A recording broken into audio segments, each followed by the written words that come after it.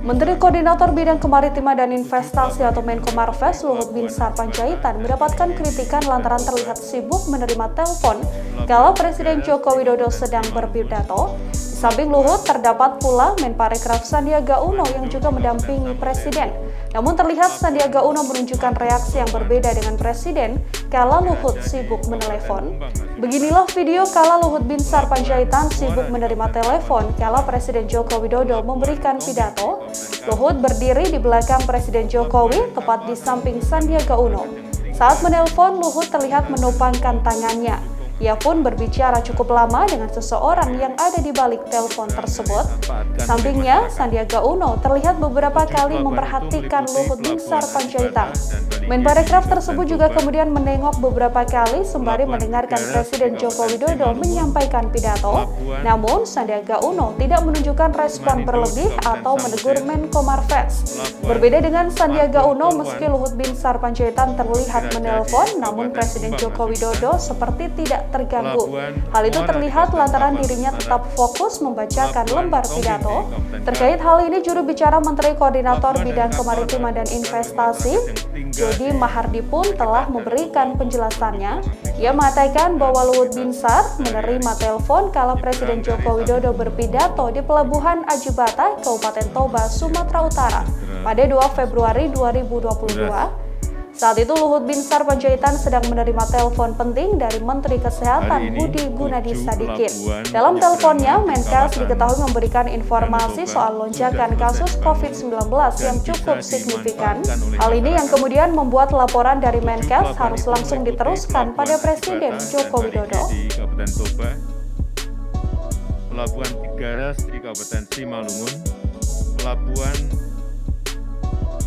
Simanindo di Kabupaten Samosir, Pelabuhan Marbun Torwan, Bakti Raja di Kabupaten Humbang Hasudutan, Pelabuhan Muara di Kabupaten Tapanuli Utara, Pelabuhan Tonggeng di Kabupaten Karo. Pelabuhan dan kapal sangat dibutuhkan oleh masyarakat yang tinggal di sekitar Danau Toba untuk mendukung aktivitas dan mobilitas sehari-hari.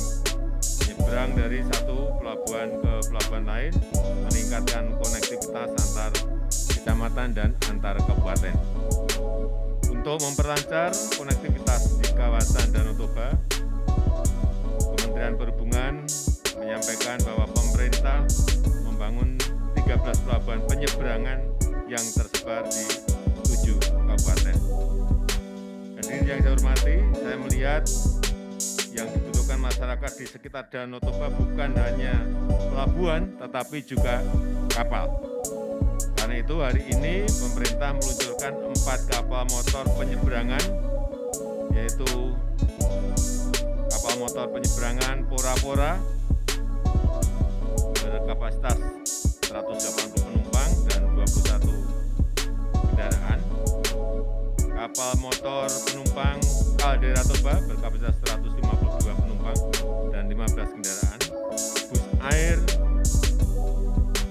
kapal motor penumpang Asa-Asa dengan kapasitas 150 penumpang dan bus air kapal motor penumpang Jurung dengan kapasitas 150 penumpang. Keberadaan kapal ini sangat penting karena selama ini masyarakat menggunakan kapal rakyat yang standar keselamatannya kurang bisa diandalkan.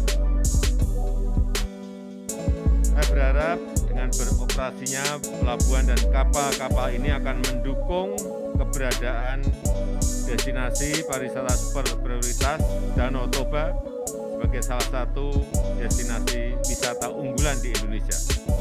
Aksesnya ke berbagai tempat di Danau Toba akan menjadi lebih mudah, lebih cepat, dan lebih lancar. Saya rasa itu yang bisa saya sampaikan pada kesempatan yang baru ini.